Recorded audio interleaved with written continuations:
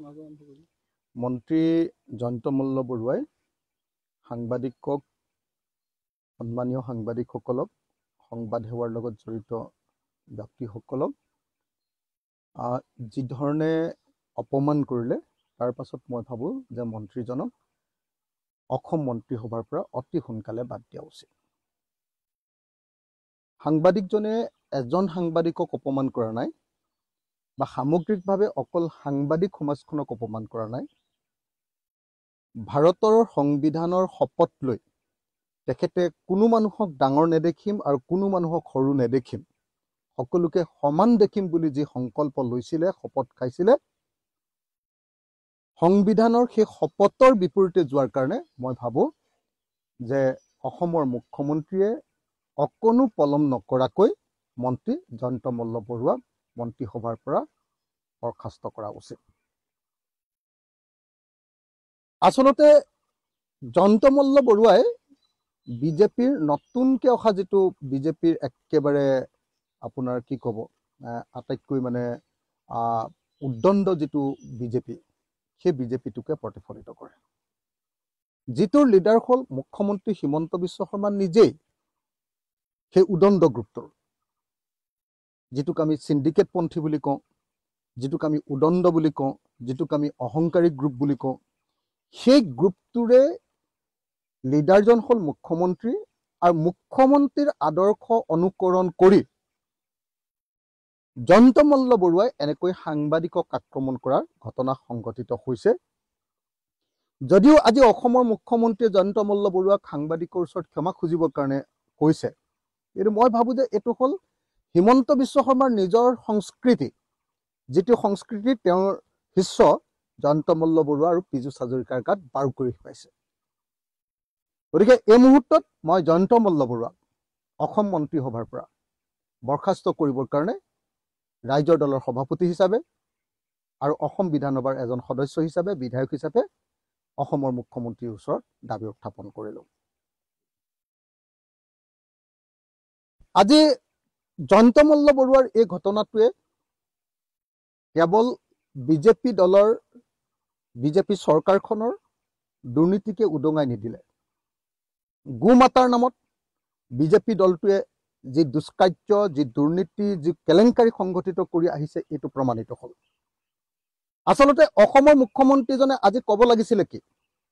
অসমৰ মুখ্যমন্ত্ৰীজনে ক'ব লাগিছিলে যে প্ৰকৃত পশুপালকক ছাবচিডি নিদি, স্কিমৰ সুবিধা নিদি মন্ত্ৰী, বিধায়ক ভুৱন পেগু, বিধায়ক সিদ্ধাৰ্থ ভট্টাচাৰ্য আৰু অন্যান্য ধনী মানুহবিলাকক, কোনোবা নাৰ্ছিং হোমৰ মালিক, যিবিলাকে ফেশ্বনৰ কাৰণে গৰু পোহে, যিবিলাকৰ কাৰণে সেইটো মানে হেৰি নহয়, আপোনাৰ কি কয় লাইভলিহুড নহয় পশুপালনটো, যিবিলাকৰ কাৰণে সেইটো পশুপালনটো তেওঁলোকৰ কাৰণে এটা চখ, কেৱল মানুহক দেখুৱাবৰ কাৰণে। ধনী মানুহৰ কিছুমান চখ নাথাকে জানো, যে মই গৰু পোহোঁ।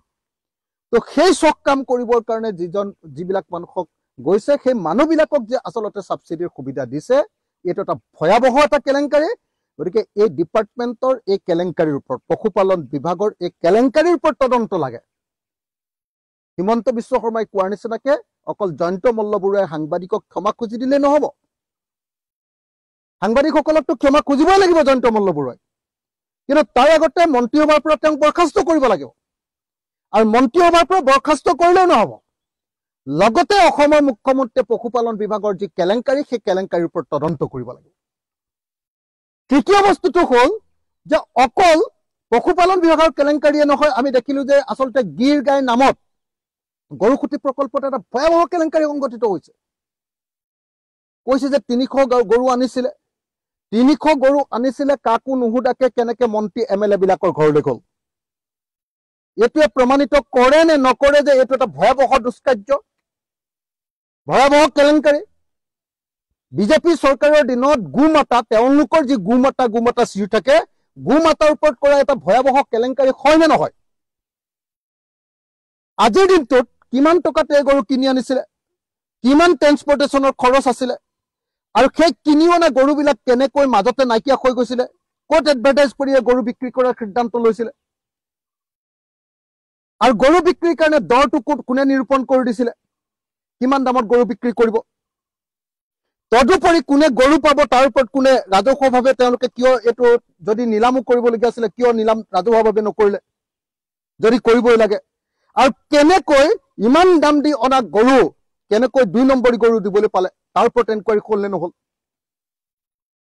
এতিয়া যিবিলাকে বিক্ৰী কৰিছে তেওঁলোকে বেয়া গৰু দিলে বুলি কৈছে, কিজানিবা এনেকুৱা যে যিবিলাকে কিনিছে তেওঁলোকে বেয়া গৰু আনি কম দামী গৰু আনি তেওঁলোকে বেছি দাম উঠাই লৈ ল'লে, এইটোতো হ'ব পাৰে।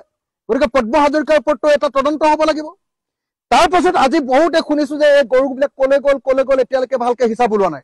এতিয়া শুনি আছো বতাহত আমি ভালকে নাজানো যে পদ্ম হাজৰিকাৰ ফাৰ্ম কন্যকাটো গৈ গিৰ গৰু গাই আমাৰ ৰাইজৰ টকাৰে কিনা গিৰ গৰু গৈ তাত গৈ উপস্থিত হৈছেগে, তাত গৈ পাইছেগে।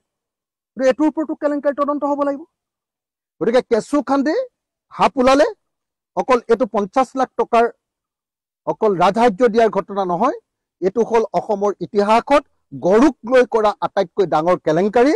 পশুপালন কেলেংকাৰী যে হৈছিলে হিতেশ্বৰ শইকীয়াৰ দিনত, কি কয় আপোনাৰ হেৰিয়াৰ দিনত আপোনাৰ প্ৰফুল্ল মহন্তৰ দিনত, হিতেশ্বৰ শইকীয়াৰ দিনত, প্ৰফুল্ল মহন্তৰ দিনত যে পশুপালন কেলেংকাৰী হৈছিলে, সেই পশুপালন কেলেংকাৰীৰে এটা নতুন অধ্যায় ৰূপে এই ভয়াৱহ গিৰ গাই কেলেংকাৰী, ছাবচিডিৰ কেলেংকাৰী এই ঘটনা সংঘটিত হৈছে। আৰু ইয়াৰ ওপৰত এটা উচ্চ পৰ্যায়ৰ তদন্ত হ'ব লাগে বুলি দাবী উত্থাপন কৰি মই অসমৰ মুখ্যমন্ত্ৰীক অতি সোনকালে তদন্ত ঘোষণা কৰিবৰ কাৰণে দাবী জনাইছো।